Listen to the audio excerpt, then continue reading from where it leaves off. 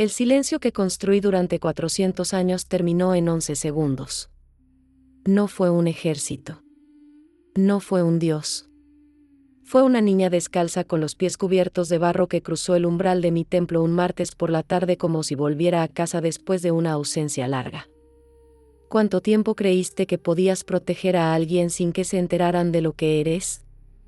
Me volteé despacio. Lo hago siempre. El movimiento controlado es lo único que me queda de misericordia. Las serpientes en mi cabeza sintieron algo antes de que yo pudiera nombrarlo, un zumbido bajo, casi inaudible, como el sonido que hace el mármol cuando recuerda que alguna vez fue tierra. La niña tenía 8 años. Ojos color ámbar. Una trenza deshecha que alguien había comenzado esa mañana y que el camino había terminado de arruinar. Y en su mano derecha, apretado con una fuerza que sus nudillos pequeños apenas podían sostener, un medallón de obsidiana grabado con un símbolo que yo no había visto desde antes de que Atenas tuviera nombre. La miré directamente. Ella no se convirtió en piedra. ¿Qué clase de niña llega sola a un templo maldito, mira a Medusa a los ojos y sonríe como si me reconociera? ¿Qué clase de memoria vive en el cuerpo de alguien que todavía no sabe leer bien? Y sobre todo, ¿quién la mandó? ¿Por qué una niña de 8 años no encuentra este templo sola? Nadie lo encuentra solo. Llevo siglos asegurándome de eso.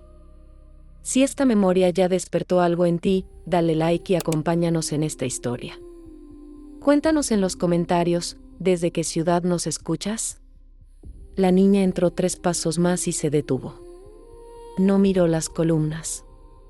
No miró las ofrendas deshechas ni los huesos de animal que el viento había dispersado cerca del altar.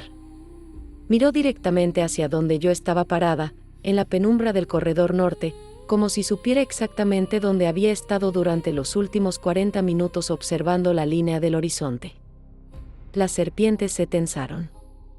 Todas a la vez. Eso no ocurre casi nunca. Sé que estás ahí, dijo la niña. Su voz era pequeña pero no asustada. Era el tono de alguien que ensayó esas palabras muchas veces antes de tener que decirlas en voz alta. Di un paso hacia adelante. La luz de la tarde entró oblicua por el hueco del techo y cayó exactamente entre las dos, como una línea que ninguna había trazado pero que ambas respetamos de manera instintiva. La niña no retrocedió. Yo me detuve. Llevaba 400 años sin que nadie entrara a este templo y permaneciera de pie. Los últimos 3 que intentaron cruzar el umbral sin preparación, 2 soldados y un sacerdote que debió saber mejor, están todavía aquí, en distintas partes del corredor este, en posiciones que cuentan todo lo que necesitas saber sobre el momento exacto en que entendieron su error. La niña los vio. Miró los rostros de piedra con una expresión que no era horror. Era reconocimiento. Los vi en un sueño, dijo. Están asustados todavía. Algo se movió en mi pecho. No lo llamaré por su nombre todavía. Me acerqué lo suficiente para ver el medallón con claridad. Obsidiana volcánica, negra con venas de rojo oscuro. El grabado era antiguo, no antiguo como las ruinas que los humanos llaman antiguas, sino antiguo como el lenguaje que se habla antes de que existieran palabras. Un símbolo circular con 7 líneas que se interrumpen antes de cerrarse. Lo reconocí en el lugar del cuerpo donde se reconocen las cosas que no tienen explicación racional. Era el sello de antes. Yo pensé que el último ejemplar había sido destruido en el incendio de Alejandría. ¿Dónde conseguiste eso?, le pregunté. Me lo dio mi abuela, dijo. Dijo que me protegería. Las serpientes se tensaron de nuevo, pero esta vez el movimiento fue diferente. No era alarma. Era algo más parecido a la rabia fría que sientes cuando entiendes que alguien te ha estado observando durante más tiempo del que creías posible.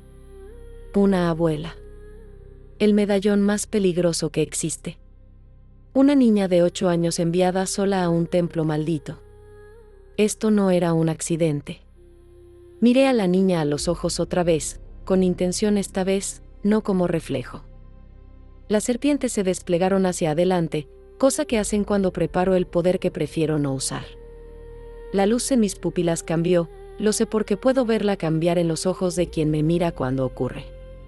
La niña entrecerró los ojos. No se petrificó. Pero algo pasó. El medallón en su mano brilló durante menos de un segundo con una luz que no tenía fuente visible, y la niña exhaló como alguien que acaba de recordar algo que había olvidado hace mucho tiempo. Ya te había visto antes, dijo. Pero no aquí. En otro lado, ¿en qué lugar exactamente había visto esta niña mi cara antes de pisar mi templo por primera vez? Esa fue la primera pregunta que no pude responder. Y en 400 años de existencia, las preguntas que no puedo responder se cuentan con los dedos de una mano. La senté en el escalón del altar. No porque quisiera tenerla cerca, sino porque si la dejaba de pie en el centro del templo con ese medallón activo, no podía controlar lo que las serpientes harían por instinto. Su nombre era Ischel.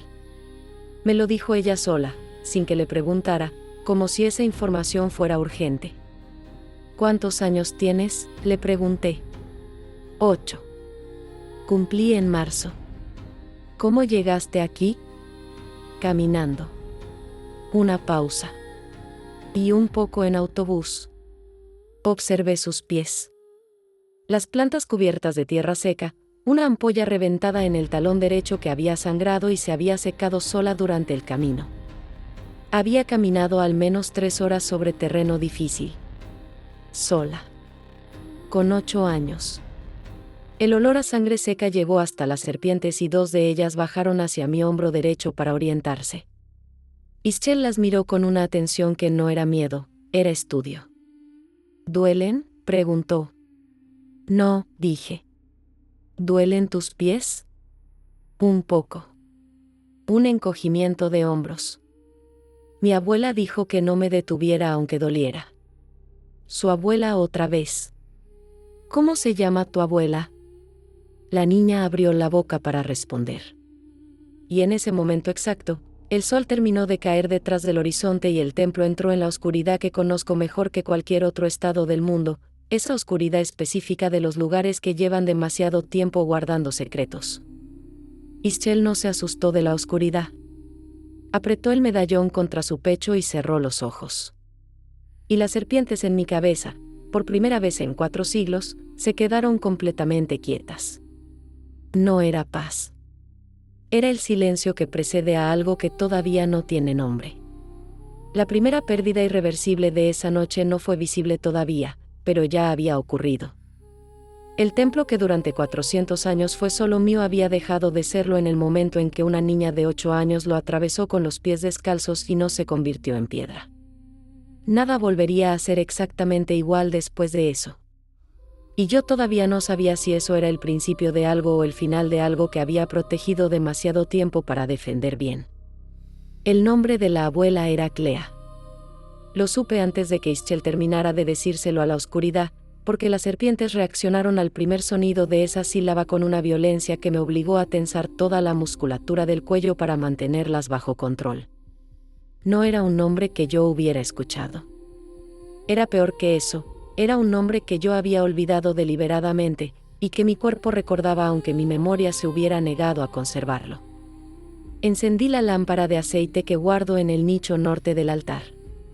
La llama creció lenta, anaranjada, y dibujó las sombras de Ischel largas y cambiantes sobre el muro de piedra detrás de ella. ¿Cuánto tiempo lleva tu abuela estudiando este templo?, pregunté. La niña lo pensó con la seriedad específica que tienen los niños de 8 años cuando les preguntas algo que consideran importante. Toda su vida, dijo finalmente. Dice que empezó antes de que yo naciera. Antes de que naciera mi mamá también. Toda su vida. Décadas. Generaciones. Caminé hasta el medallón y extendí la mano. ¿Puedo verlo? Ischel lo sostuvo un momento, no con desconfianza, sino con la pausa instintiva de alguien que evalúa si la petición es segura. Luego lo colocó en mi palma. El frío fue inmediato. No el frío de la piedra, el frío de algo que ha absorbido energía durante mucho tiempo y ha aprendido a no devolverla. La obsidiana vibró levemente entre mis dedos, como un instrumento musical rosado, y las serpientes se replegaron hacia mi nuca con un movimiento unánime que significaba una sola cosa: peligro reconocido. Di vuelta el medallón. En la cara posterior, grabado con una herramienta más fina que la del frente, había texto. Minúsculo. En un griego arcaico que los académicos modernos clasificarían como prehomérico y que yo reconocí como el dialecto que se hablaba en las costas del Egeo antes de que los dioses olímpicos consolidaran su vocabulario de poder. Decía: para que recuerde lo que durmió, para que despierte lo que olvidó. La sangre convoca. El ojo confirma. Sangre convoca.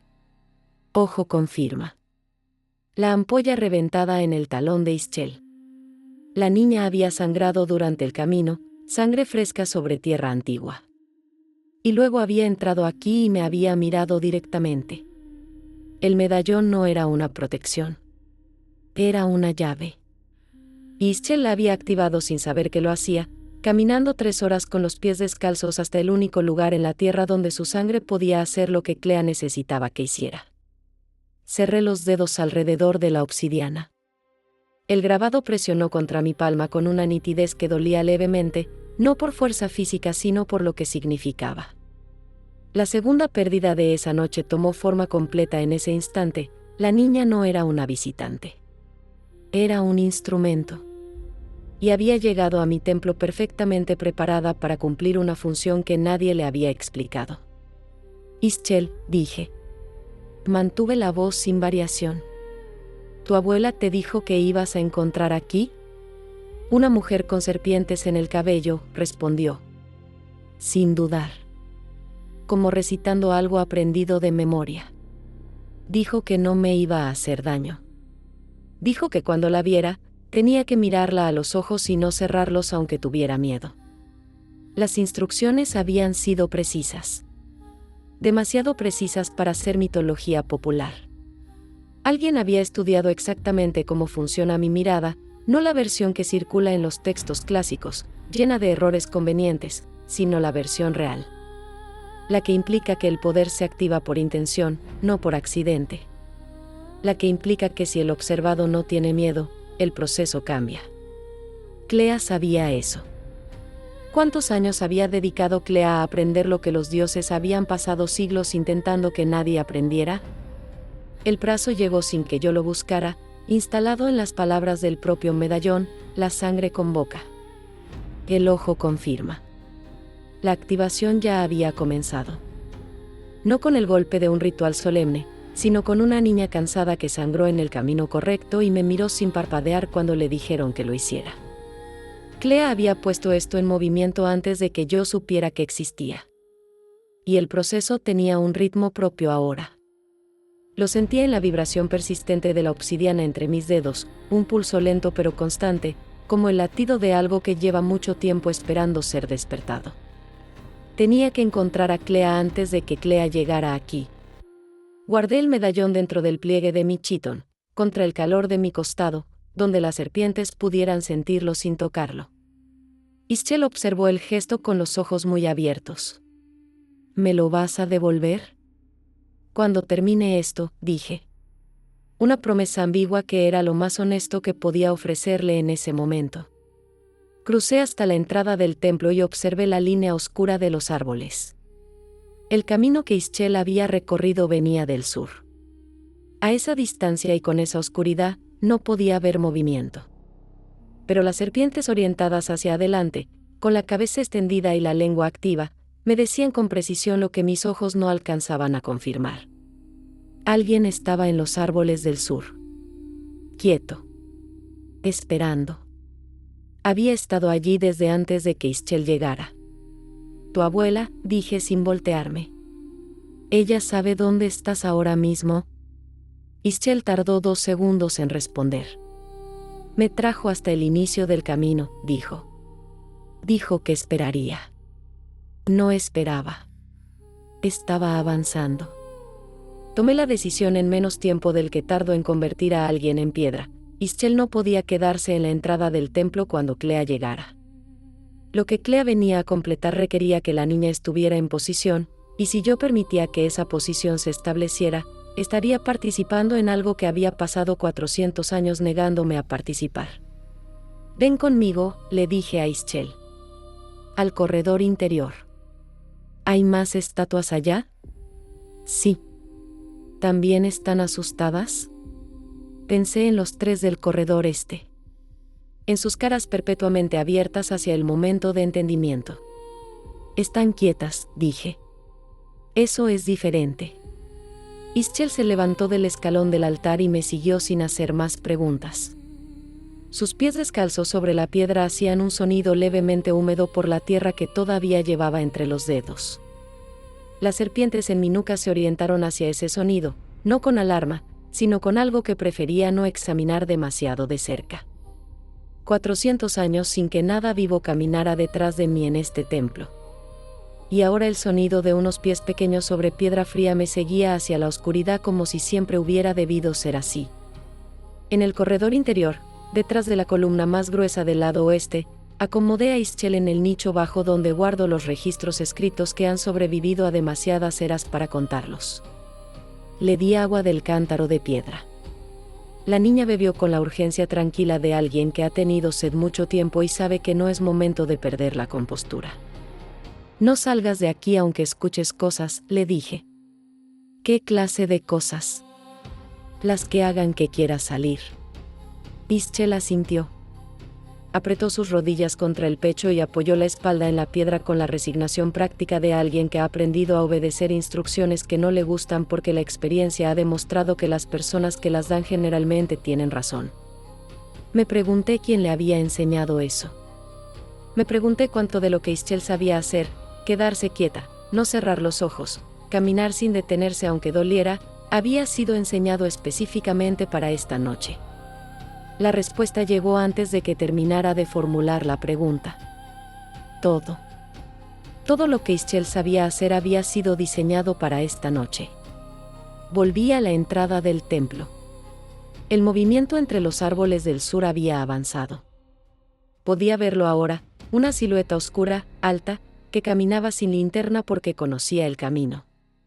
El plazo era real y era ahora. Si Clea llegaba al templo antes de que yo estableciera los términos del encuentro, el ritual que había puesto en movimiento con el medallón y la sangre de Ischel tendría ventaja sobre cualquier cosa que yo pudiera hacer para detenerlo. Las serpientes se desplegaron hacia adelante. Clea salió de la línea de árboles y se detuvo a 20 metros del umbral. Era mayor, 70 años o más, una columna vertebral todavía recta, el cabello completamente blanco recogido con una austeridad que tenía más de disciplina que de costumbre. En sus manos sostenía un libro encuadernado en piel que era evidentemente muy antiguo y evidentemente muy familiar para ella, porque lo sujetaba sin mirarlo, como se sostiene algo que llevas décadas usando. Me miró directamente. No se convirtió en piedra. El segundo encuentro esa noche con alguien que sobrevivía a mi mirada. Pero en Clea no era memoria ni herencia. Era preparación. Llevaba lentes de vidrio oscuros sobre los ojos, vidrio tintado con un pigmento específico que yo reconocía a esa distancia porque era mi propio color. La sangre de Gorgona, extraída de alguna fuente que prefería no imaginar todavía, usada para crear una barrera entre su visión y la mía. Alguien le había dado esa fórmula. Nadie la descubre sola. Medusa, dijo Clea. Sin temor en la voz. Sin respeto tampoco. Con la familiaridad de alguien que lleva décadas pronunciando ese nombre en voz alta, sola, en espacios donde nadie más podía escucharla. La niña está a salvo, dije.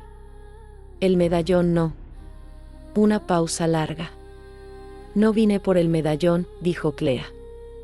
Ya hizo lo que tenía que hacer. El frío del medallón contra mi costado se intensificó en ese momento, o quizás simplemente lo noté con más claridad porque el pulso que había sentido desde que lo tomé se había acelerado, y ahora latía con la frecuencia de algo que ya no esperaba sino que avanzaba.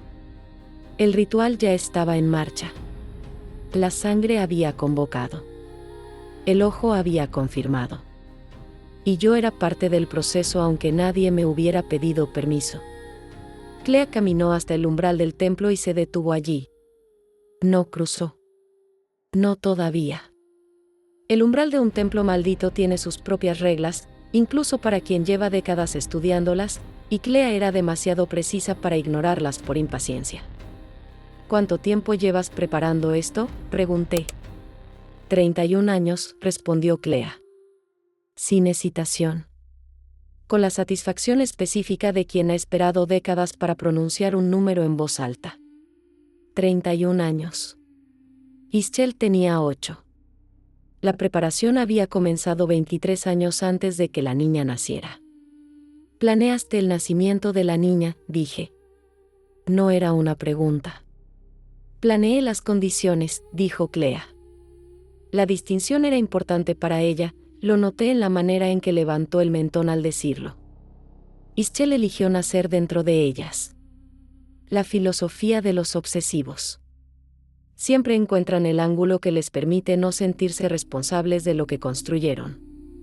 Las serpientes en mi cabeza se movieron hacia adelante con una lentitud que era más amenazante que cualquier movimiento rápido, el tipo de lentitud que tienen los predadores cuando ya saben que no necesitan apresurarse. El medallón activa la memoria latente en la sangre de la niña, dije. La memoria de alguien de mi linaje. Eso es lo que dice el texto del reverso. Sí, dijo Clea. Pero yo no tengo linaje humano. No tienes linaje humano vivo, dijo Clea. Hay una diferencia importante. Me quedé quieta. Clea abrió el libro que llevaba en las manos, no de golpe, con el gesto dramático de quien ha esperado ese momento, sino con la practicidad de quien lo ha abierto miles de veces antes. Buscó una página sin mirar el índice. La encontró de inmediato. La conocía de memoria, pero necesitaba el texto físico para recitar con precisión. Antes del Olimpo, leyó, 3 hijas del mar tomaron formas que no podían reproducirse y formas que podían. Las gorgonas inmortales eligieron el poder sin continuidad. Pero una de las mortales se detuvo. Me miró por encima de las páginas. Tú no fuiste siempre inmortal, Medusa. La tercera pérdida de esa noche llegó en ese momento, y fue más profunda que las anteriores porque tocaba algo que yo había trabajado décadas para no examinar, el periodo anterior a mi transformación, cuando era algo más pequeño y más vulnerable y más capaz de perder cosas que no podrían recuperarse. Hubo una hija, dijo Clea. Antes de Poseidón. Antes del templo de Atenea. Antes de todo lo que se escribió sobre ti. Una hija que sobrevivió porque su madre la entregó a una familia que no sabía de quién era hija. El sonido de los pies pequeños de Ischel sobre la piedra del corredor interno llegó a mi memoria con una claridad distinta ahora. Esa línea se diluyó con los siglos, continuó Clea. Pero no desapareció. Los rasgos dormidos no desaparecen. Solo esperan las condiciones correctas para recordarse. Y tú encontraste esa línea. La encontré hace 31 años. En un pueblo del sur de México, en una familia que no tenía ni idea de lo que llevaba en la sangre. Una pausa. Me casé con el abuelo de Ischel. El dilema se formó con la claridad de las cosas inevitables. Si yo destruía a Clea ahora, el ritual en marcha quedaría incompleto, y un proceso a medias en la sangre de Ischel era más peligroso que uno completado o uno detenido del todo. Pero si dejaba a Clea completar lo que había venido a completar, Ischel sería usada como conductor de un poder que ella no había pedido y que cambiaría cada parte de su vida de maneras que no podría comprender hasta que fuera demasiado tarde para elegir algo diferente. 2 opciones. Las 2 destruían algo. En ese momento exacto, cuando el peso de las 2 imposibilidades se equilibraba sobre mí como la balanza de alguien que ya sabe cuál lado va a caer, escuché un sonido desde el corredor interior. El cántaro de piedra que le había dado a Ischel cayó al suelo con un impacto seco que resonó por todo el templo. Y luego la voz de la niña, no asustada sino urgente, con la precisión de alguien que describe algo que está viendo suceder en tiempo real: hay alguien más en el templo. Las serpientes rotaron hacia el corredor interior con una velocidad que no les ordené. Lo hicieron por instinto, orientándose hacia algo que yo no había detectado todavía porque toda mi atención había estado concentrada en Clea. En el corredor interior había una tercera persona. No había entrado por el umbral principal, lo habría sentido. Había entrado por el acceso subterráneo del lado norte, el que lleva desde las catacumbas antiguas hasta el nicho donde había dejado a Ischel. Un acceso que yo llevaba 300 años creyendo sellado. Clea lo sabía. Naturalmente que lo sabía. ¿Quién más viene contigo?, pregunté. Nadie que te importe todavía, dijo Clea. Cruzó el umbral del templo. Ahora sí. La tercera pérdida de esa noche se volvió visible y concreta. El templo que durante 400 años había sido inviolable acababa de ser violado simultáneamente por dos entradas distintas, y la persona que lo había hecho posible era una mujer de 70 años con un libro en las manos que había dedicado toda su vida adulta a aprender exactamente cómo hacerlo. Yo no era la criatura más preparada en este templo esta noche. Eso no me había ocurrido en 400 años. Y el brazo que el medallón había puesto en marcha, ese latido persistente que había ignorado mientras procesaba las revelaciones de Clea, se aceleró nuevamente, con más fuerza esta vez, como si la presencia física de Clea dentro del umbral hubiera activado la siguiente etapa de algo que tenía su propio ritmo independiente de lo que yo quisiera hacer. La solución que intenté fue directa: interponerme entre Clea y el corredor interior. El cuerpo de Clea contra el mío en un templo angosto significaba ventaja física para mí, y las serpientes orientadas hacia adelante en posición activa significaban que podía usar el poder si era necesario, lentes o no. Clea levantó la mano derecha. En su palma había una marca. Quemada, no tatuada, una cicatriz con la forma exacta del sello de antes que estaba grabado en el medallón que yo guardaba contra mi costado. Si me detienes antes de que el ritual complete su primer ciclo, dijo Clea, la activación en la sangre de Ischel quedará suspendida en un punto intermedio. No avanzará. No retrocederá. Quedará activa sin ancla. Una pausa. ¿Sabes lo que eso significa para una niña de 8 años que lleva eso en el cuerpo por el resto de su vida? Lo sabía. Una activación suspendida en sangre joven sin ancla era como una llama dentro de un espacio cerrado. Consume lo que encuentra hasta que no queda nada que consumir. Ischel moriría en menos de un año. Lentamente. Sin poder nombrar lo que le estaba pasando. El dilema sin salida se cerró alrededor de mí con la precisión de una trampa bien construida. Clea había pasado 31 años construyéndola. Y yo, en el espacio de una tarde y una noche, había caminado directamente hacia el centro.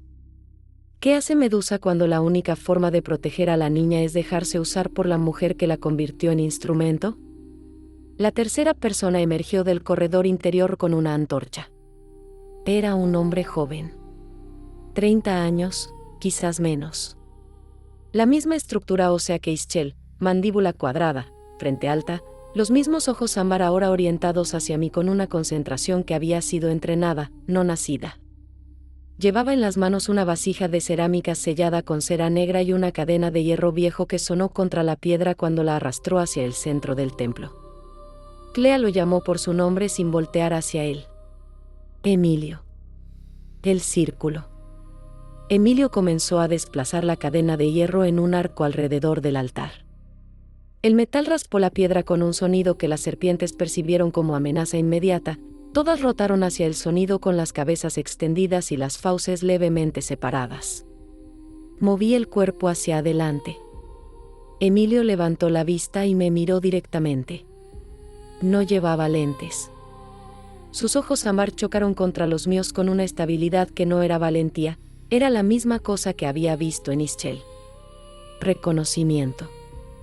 La misma sangre diluida, el mismo escudo latente que el medallón había comenzado a activar en la niña y que en Emilio llevaba más tiempo despierto porque era mayor.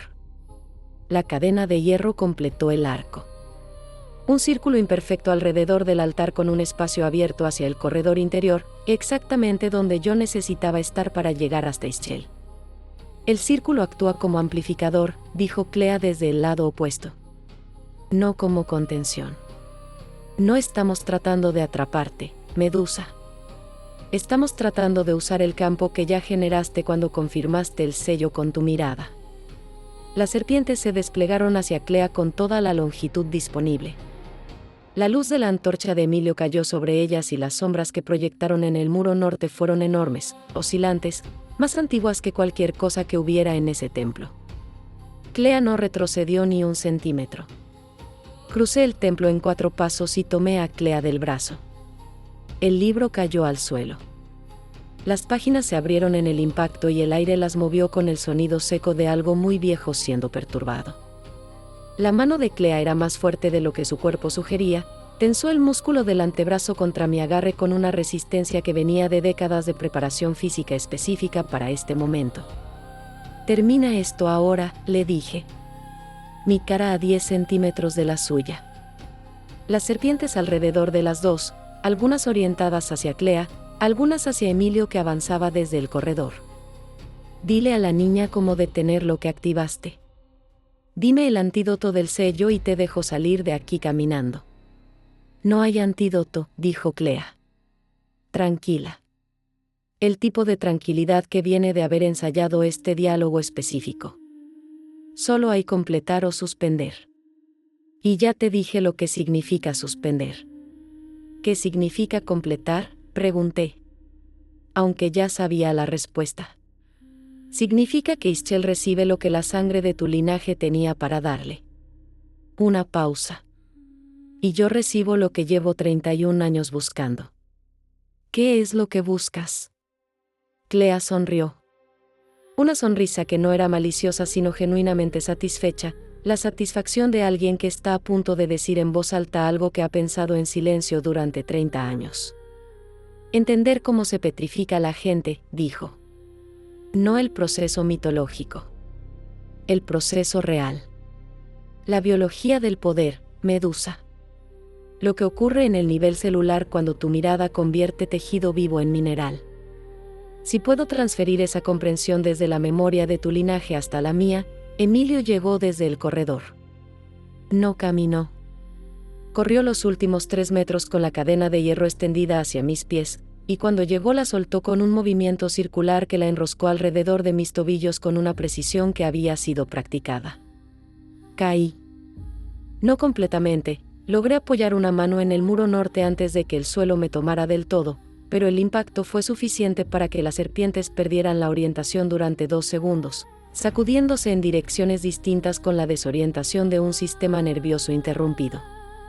Emilio pisó la cadena para mantenerla tensa. Clea recuperó el libro del suelo. Las 2 serpientes más largas se orientaron hacia Emilio con las fauces completamente abiertas, no como amenaza sino como acción. El poder en mis pupilas se concentró hacia ellas. Emilio miró directamente hacia mí. El reconocimiento en su sangre actuó exactamente como en Ischel. No se petrificó. Pero las serpientes sí lo alcanzaron. No con el poder de piedra, con el contacto físico, 2 cuerpos musculosos de escama dura golpeando la muñeca y el hombro de Emilio con la fuerza suficiente para hacerlo retroceder 2 pasos y soltar un sonido corto de dolor. La cadena en mis tobillos perdió tensión. Me puse de pie. Clea recitaba.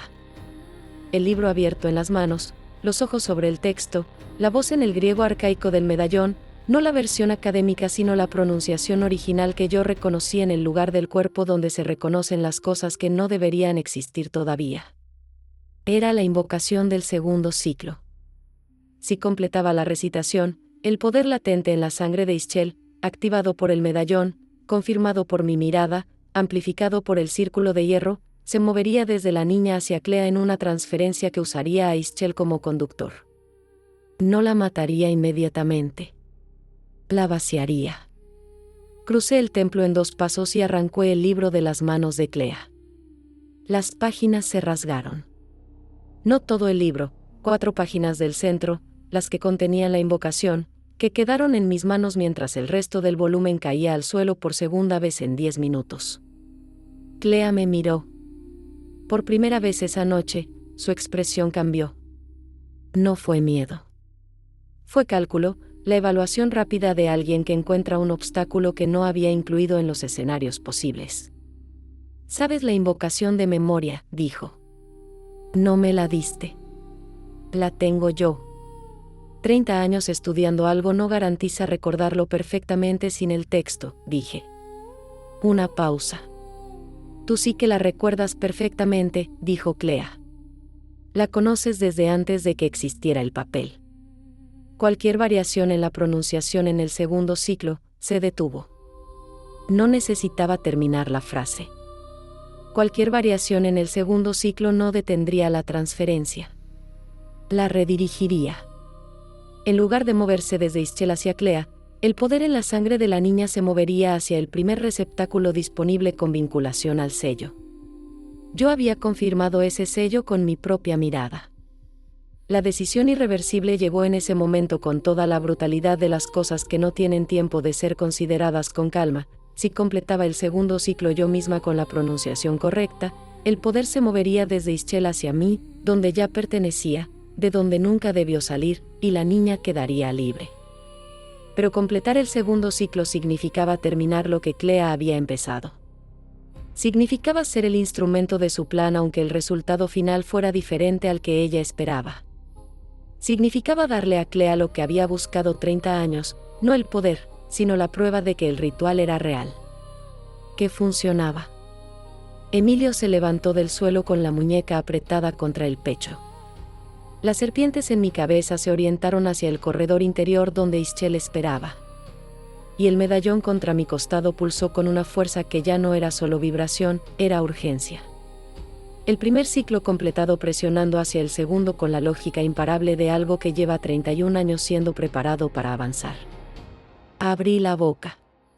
Y recité el segundo ciclo.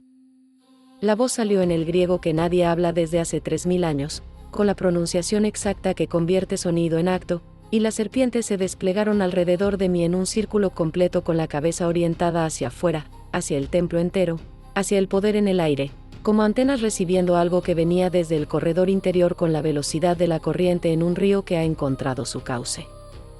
El medallón salió del pliegue de mi chitón, sin que yo lo moviera. Flotó al nivel de mi pecho durante 3 segundos, la obsidiana brillando con esa luz sin fuente visible, el grabado del sello de antes iluminado desde adentro, y luego el brillo se intensificó hasta ser insoportable y se apagó de golpe. El silencio que siguió fue el tipo de silencio que solo existe después de algo que no puede deshacerse. Desde el corredor interior, la voz de Ischel, se me fue algo. No con dolor. Con la precisión desconcertante de alguien que describe una sensación física nueva. Sé que se me fue algo. Era tibio. ¿A dónde fue? El costo visible fue inmediato. Lo que se había movido desde Ischel hacia mí no era solo el eco diluido del poder de mi linaje. Era la memoria. La memoria específica que el medallón había comenzado a despertar, imágenes, voces, el peso de vidas anteriores que la niña había comenzado a sentir como propias. Ischel ya no las tendría. Pero tampoco estarían perdidas. Estarían donde debían estar, en el cuerpo que las había generado. En el mío. La consecuencia inesperada llegó cuando Clea se sentó en el suelo. No cayó. Se sentó. Con una deliberación que sugería que sus piernas habían decidido que sostenerse de pie ya no era prioritario. Su cara en la luz de la antorcha de Emilio tenía la expresión de alguien que acaba de ver el resultado de un experimento en el que ha invertido 30 años, y el resultado es distinto al esperado pero más interesante. Funcionó, dijo Clea, casi para sí misma. Solo que al revés. La ira que sentí en ese momento no era la ira rápida de la amenaza inmediata. Era la ira lenta y total de alguien que entiende que ha sido usada de todas formas, que el plan de Clea tenía redundancias, y que incluso el resultado que yo había elegido para proteger a Ischel era un resultado que Clea encontraba valioso. Había completado el ritual. Había devuelto el poder a donde pertenecía. Y Clea tenía ahora la prueba de que ese ritual era real y funcionaba. Lo que haría con esa prueba era la pregunta que el siguiente acto tendría que responder. Clea se puso de pie con la ayuda de Emilio. Lentamente. El esfuerzo físico en sus articulaciones era visible en la manera en que apoyó la mano en el hombro de su nieto, porque Emilio era su nieto, lo había entendido ya antes de que Clea lo confirmara con ese gesto, la misma estructura ósea de Ischel, la misma sangre, la segunda ficha del tablero que Clea había pasado 30 años acomodando. Necesito ver a Ischel, dije. Está bien, dijo Clea. El segundo ciclo completado libera la activación. La niña está exactamente como antes de entrar aquí. Eso no es verdad, dije. Y lo sabes. Una pausa. Clea concedió el punto con una inclinación de cabeza que era más académica que humana. Está físicamente intacta, corrigió. Lo que experimentó fue real. Lo que sintió como recuerdo fue real mientras duró. Que ahora no lo tenga no borra que lo tuvo.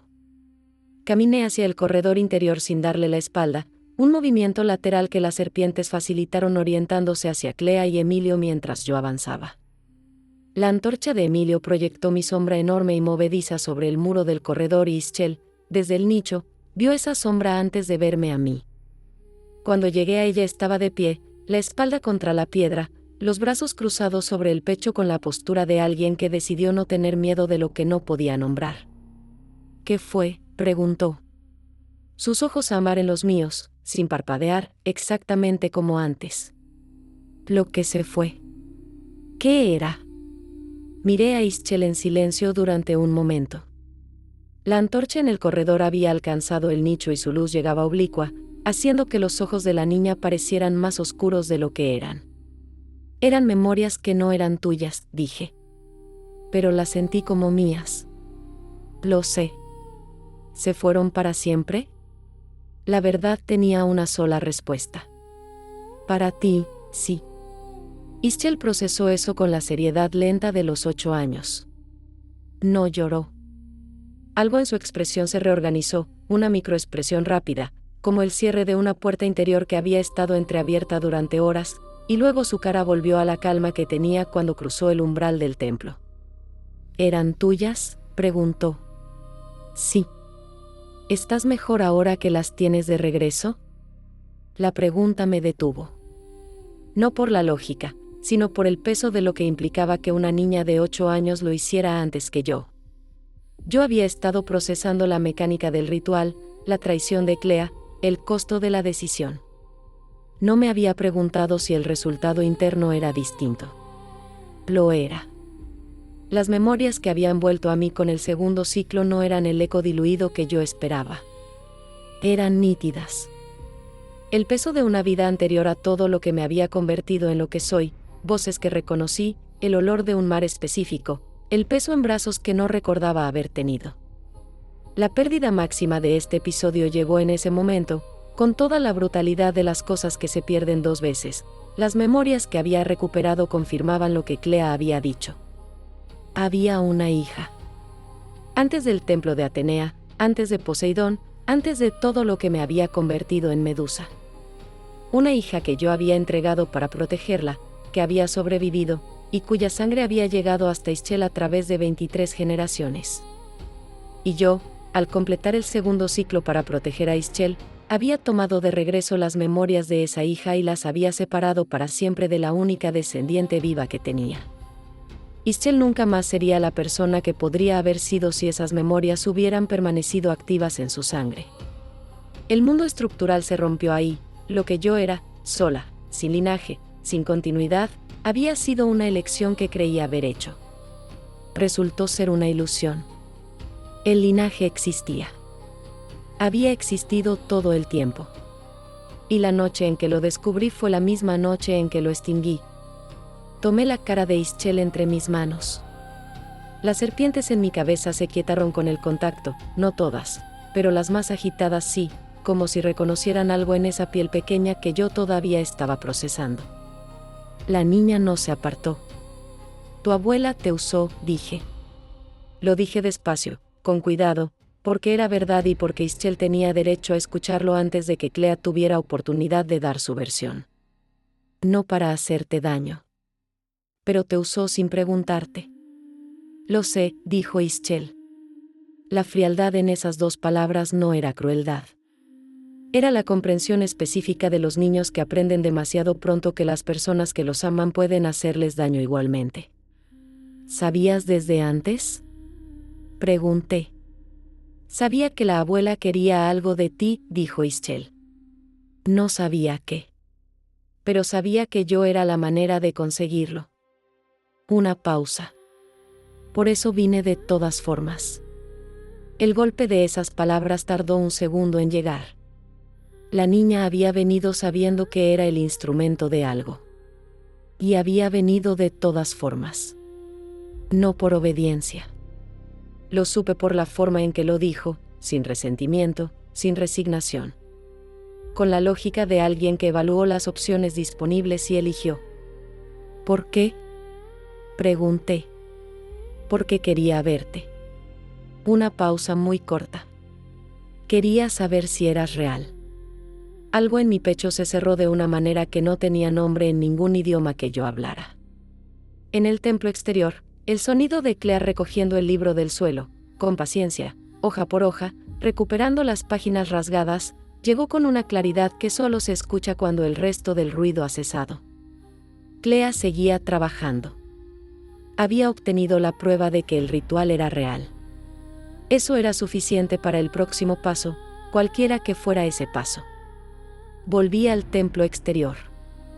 Clea tenía el libro reconstituido entre las manos, las páginas rasgadas sostenidas en su lugar con una meticulosidad que decía más sobre su temperamento que cualquier cosa que hubiera dicho esa noche. Emilio estaba de pie cerca del umbral, la muñeca vendada con un fragmento de tela que se había arrancado del propio chitón, eficiente, sin drama. El libro te lo quedo, dije. Hay otros, dijo Clea. Sin prisa. Sin amenaza. Con la neutralidad de quien sabe que ha ganado suficiente para continuar. ¿Cuántos? Suficientes. La decisión colateral llegó de donde no la esperaba. Ischel había salido del corredor interior detrás de mí, silenciosa en sus pies descalzos, y escuchó esas palabras desde el umbral del corredor. Sus ojos pasaron de Clea a mí y de vuelta a Clea con una evaluación que era demasiado vieja para una cara de 8 años. Abuela, dijo Ischel. Clea la miró. ¿Hay otros niños como yo? El silencio de Clea duró exactamente el tiempo que tarda en calcular cuánto puede omitir sin mentir. Hay otras posibilidades, dijo finalmente. Ischel asintió. Una vez. Con la aceptación de alguien que acaba de recibir una confirmación que esperaba y que, aún así, duele escuchar en voz alta. La ruptura estructural final de ese episodio no fue dramática. Fue esa respuesta de Clea. El reconocimiento de que Ischel no había sido elegida por ser especial, había sido elegida por ser accesible. Porque Clea la amaba y eso hacía más fácil usarla. Porque el amor de los obsesivos y el uso de los obsesivos son frecuentemente la misma acción vista desde ángulos distintos. Ischel lo entendió exactamente. Y yo la observé entenderlo con la impotencia de alguien que puede petrificar ejércitos y no puede hacer nada para que una niña de 8 años no tenga que aprender demasiado pronto cómo funciona la gente que la quiere. La pregunta del próximo episodio se instaló en ese momento con la solidez de las cosas que no pueden ignorarse, los manuscritos que Clea había estudiado para construir este ritual, ¿quién los había escrito? ¿Quién había documentado el proceso con suficiente precisión técnica como para que una académica del siglo XX pudiera replicarlo? ¿Y esa persona, quienquiera que fuera, sabría ya lo que había pasado esta noche? Emilio recogió la cadena de hierro del suelo. La enrolló con cuidado. No con vergüenza, con la eficiencia de alguien guardando una herramienta que podría necesitar de nuevo. Clea tomó a Ischel de la mano. La niña dejó que la tomara. Pero antes de dejarse llevar hacia el umbral del templo, volvió la cabeza hacia mí. No dijo nada. No necesitaba. Lo que había en su mirada ámbar era suficiente, no era gratitud, no era acusación. Era el inicio de una comprensión que llevaría años terminar de formarse y que, cuando terminara, haría de Ischel una persona que el mundo encontraría difícil de manejar. Los tres cruzaron el umbral. Los observé desde el interior del templo mientras sus siluetas se perdían en la oscuridad de los árboles del sur. Y cuando desaparecieron, el templo volvió a ser silencioso. Pero era un silencio diferente al de antes.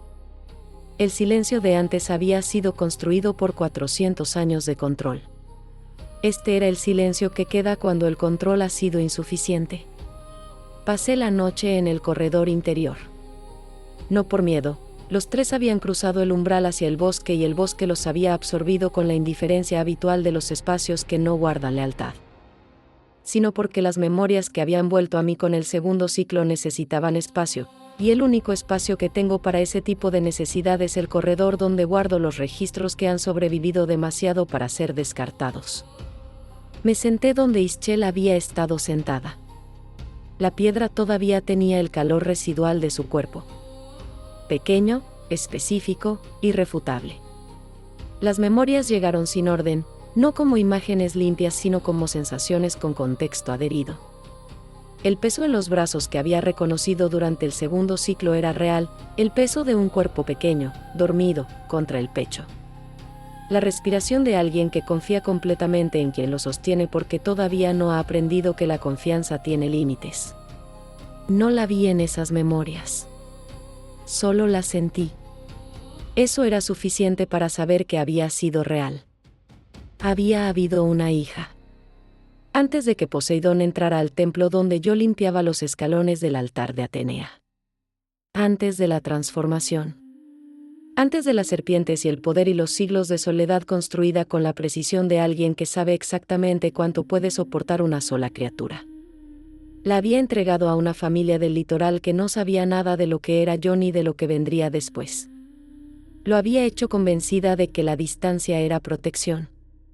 Convencida de que lo más seguro para alguien que me amaba era no estar cerca de mí. 400 años creyendo que esa decisión había sido efectiva.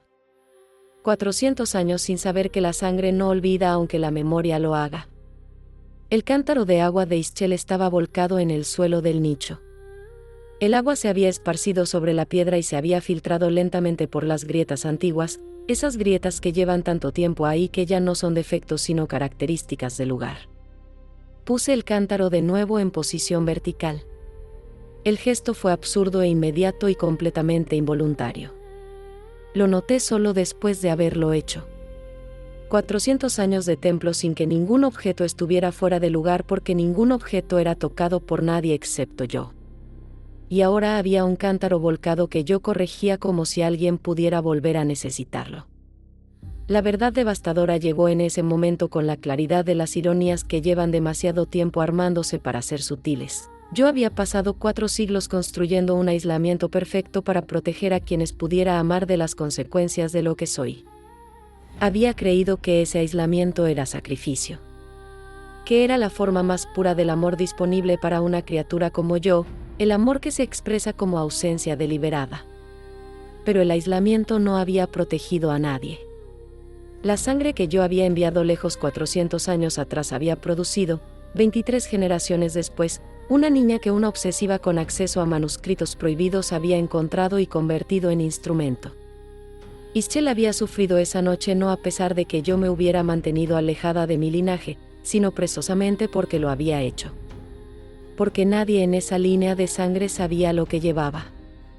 Porque nadie había podido prepararse para lo que Clea vendría a buscar. Mi distancia no había sido protección. Había sido el vacío que hizo posible la trampa. Las serpientes se acomodaron lentamente alrededor de mi cabeza en la posición de descanso, una por una, encontrando los ángulos que conocen de siglos. El movimiento era tan familiar que normalmente no lo noto. Esa noche lo noté.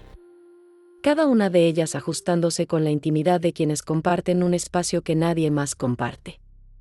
Salí del corredor al amanecer. El templo en la luz del alba era el mismo de siempre, columnas, altar, los 3 del corredor este en sus posiciones perpetuas, el hueco en el techo por donde la luz entraba oblicua. Pero el piso del templo tenía huellas. Pequeñas, descalzas, de tierra seca que se había desprendido de los pies de Ischel durante las horas que había pasado aquí. Caminé sobre esas huellas sin borrarlas. No había decisión en ese gesto. Solo la constatación de que borrarlas requería un esfuerzo que ya no tenía interés en hacer. El templo había cambiado. Yo había cambiado. Y la persona que era la causa de ese cambio estaba en algún punto al sur de aquí, en un autobús probablemente, con su abuela que había obtenido lo que buscaba y con su hermano que había ejecutado lo que le ordenaron, de regreso a una vida que no sabría bien cómo retomar porque Ischel era ahora una persona que sabía cosas que los niños de 8 años generalmente no saben.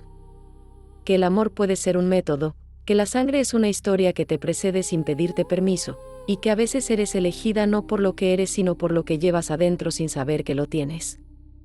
3 días después, encontré algo en el altar. No había entrado nadie. Lo habría sabido. Las serpientes orientadas durante el sueño detectan presencia a distancia suficiente para que yo tenga tiempo de reaccionar. Nadie había cruzado el umbral. Nadie había llegado por el acceso subterráneo norte, que sellé antes del amanecer del día anterior con una capa de argamasa vieja y mi propio peso contra la piedra de cierre. Estaba sobre la superficie plana del altar, exactamente en el centro, como si hubiera sido colocado con precisión instrumental. Un fragmento de pergamino. No moderno. No una copia. Pergamino original, del tipo que se producía en el periodo helenístico tardío, con la textura y el olor específico de algo que ha sido conservado con métodos que no son los académicos. Lo tomé. El texto era breve. 4 líneas en el mismo griego arcaico del medallón y del libro de Clea. La misma mano. Reconocí la caligrafía aunque nunca la había visto, porque era una caligrafía que yo misma podría haber producido en otro tiempo, con otro cuerpo, antes de que las serpientes cambiaran la manera en que mis dedos sostienen cualquier cosa. Decía, el segundo ciclo se completó. El linaje respiró de nuevo. Lo que fue entregado ha vuelto. Clea no llegó sola hasta los manuscritos. Alguien la guió. Ese alguien no está satisfecho con lo que ella encontró. Hay un tercer ciclo. Doblé el pergamino. Las serpientes en mi cabeza apuntaron hacia la entrada del templo con una precisión que no era respuesta a un estímulo presente sino anticipación de uno futuro. Lo sentí en la diferencia de tensión, no la alarma del peligro inmediato sino la orientación del peligro que viene. Clea había sido una pieza. Alguien la había movido. Y ese alguien sabía lo que había pasado aquí con suficiente detalle como para escribirlo en pergamino helenístico original y dejarlo sobre mi altar sin que yo lo sintiera llegar. Eso significaba una sola cosa: quien había enviado ese pergamino no tenía miedo de mí. No porque llevara lentes protectores. No porque tuviera la sangre correcta. Sino porque ya me conocía de antes. De mucho antes. Y esta noche no era el principio de su plan. Era el momento en que decidió que yo ya debía saber que existía. Hay memorias que esperan más de 4 siglos para volver a casa. Y hay quienes llevan más tiempo aún esperando que las memorias regresen, para poder usarlas. Si esta memoria te llegó al alma, suscríbete y acompáñanos en las historias que aún quedan por recordar. Cuéntanos en los comentarios, ¿desde qué ciudad nos escuchas? Y no te vayas ahora. La historia que aparece en pantalla es otra memoria que Medusa nunca olvidó.